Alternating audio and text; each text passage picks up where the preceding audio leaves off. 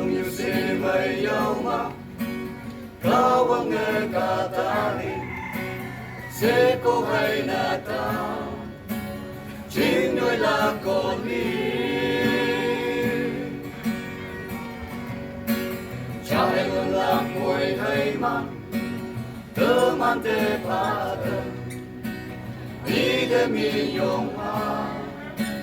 Đi như hoa mây nê Thái bư lăng Am bư cân mê lưỡi ya bư Ali ca mây phây Ali ya mây cha Nô nô tư man tê bông pha Hằng ngày đi đi sẽ cô cha Ni no ke tai la Wang nam me me me U nam me mu ta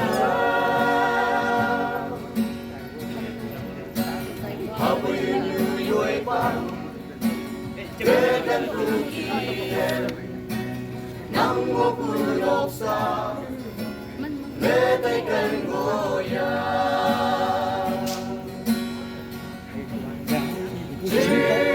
ra là thật hay lệ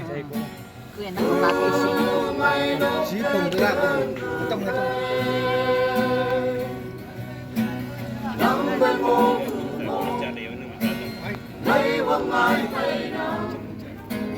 ta tôi nuôi mẹ ô ngôi ya tay cái này hoàng phụ nam kia tay cái nhà Au meu tama Nam ni kan tua Sam si đôi tai mong sam Mong men hao ya bui Nhan no ku pai na Ni cha me yong ya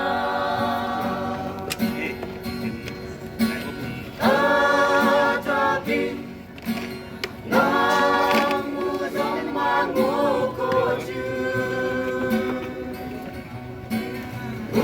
Ku mai pai Uli hu mai sa Don bu con to chu bom hai Ka con hu rằng tu Yo ban nam ne mui man pha chia tam chu hunu pa om among la le yu pu e ai ati le la le tang pu a pho le ma sa te pla lai le mong mai kan ma le nyak ko lai pla lai le chang le ra de le nam phang me le phong sa Chu văn lia mây bu ma